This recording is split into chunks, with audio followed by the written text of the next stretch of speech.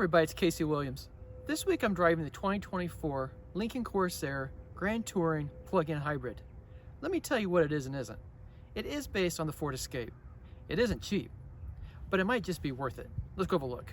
To me, all the Lincoln crossovers look basically the same, but it actually works out okay for the smaller Corsair.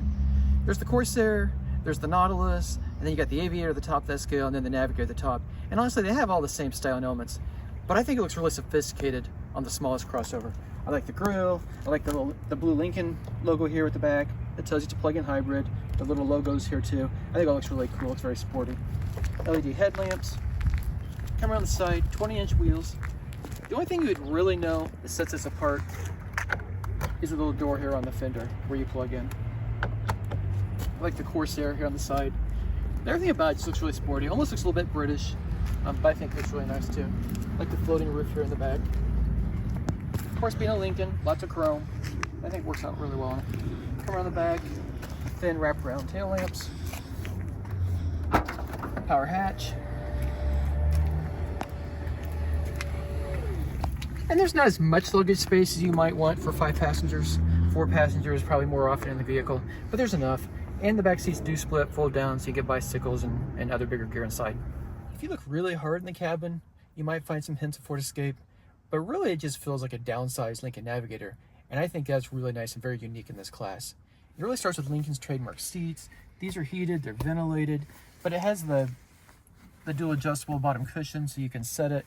Very easy to get comfortable in them.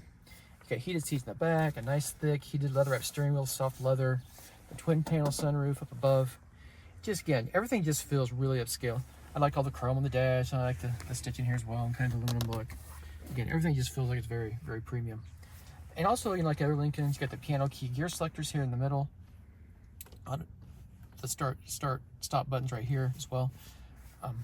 Touchscreen, widescreen, very intuitive, very easy to use for all the climate controls, audio, easy to connect the phones.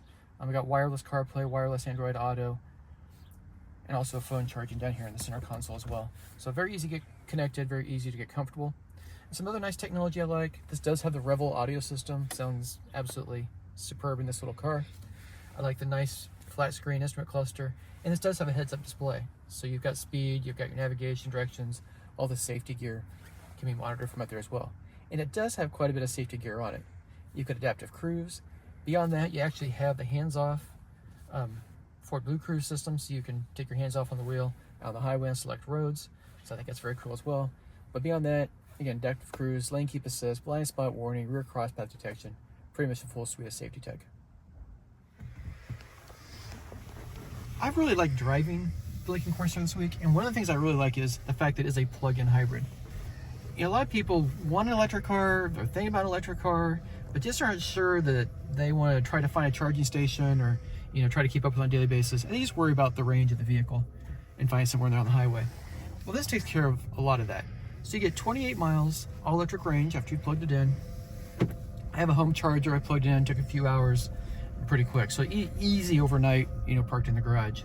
You can drive, like I said, 28 miles all electric range. So plug it in, drive to work, pick up the kids, drive back home, go to the restaurant. You should have enough range for that for a lot of people. Beyond that, you got a gasoline engine. You have a 2.5 liter 4-cylinder engine. So it'll start up and you can put gas in it and drive coast to coast if you want to do that. So I think that's really nice. Beyond that though, it feels far more sophisticated than you would think a Ford Escape would feel. This does have an adaptive suspension system, so it does a really good job of riding comfortably on the highway, but also, you know, you put it into a corner a little bit hard, it'll stiffen up and it feels nice there too. Just constantly adjusting. So it drives nice, the steering's nicely weighted. You know the Lincoln's a luxury car. I mean, it's supposed to be an American luxury car, and it is. But it is not old feeling, it is not wallowy, it doesn't, you know, it just feels good to me. It's just nice to be on the highway and nice to go find a nice curvy road with it. So I think you've done a good job with that. Fuel economy, as you expect, is really, really good. All in, with the hybrid system, batteries, gas, you're looking about 80 miles per gallon equivalent. But if you're driving this as a normal hybrid, it's more like 33 miles per gallon. So if you got in the car, drove it on a long trip, you're kind of in that 33 miles per gallon range. But overall, I think it just drives nice, and I like the size of it, especially when you're in an urban environment. Easy to park it, easy to parallel park it. But it does feel big enough, substantial enough that you get on the highway and you're driving the left lane that it feels pretty comfortable doing that as well. I've long been a fan of the Lincoln Corsair. First of all, Lincoln doesn't pretend to be anything but an American luxury car maker. It doesn't try to be German, doesn't try to be Korean, Japanese, or anything else. It's very proud of its heritage. And you feel that in the Corsair. It feels like a smaller version of a big Lincoln. It's very comfortable, it's beautifully styled, it's got all the technology, especially the plug-in hybrid system, and it's really just a joy to be in. And all that, and it's not sloppy, it's still a very fun car to drive and very enjoyable day to day. So let's talk about that last one. Is it worth the price? Well, the Corsair starts just under $39,000.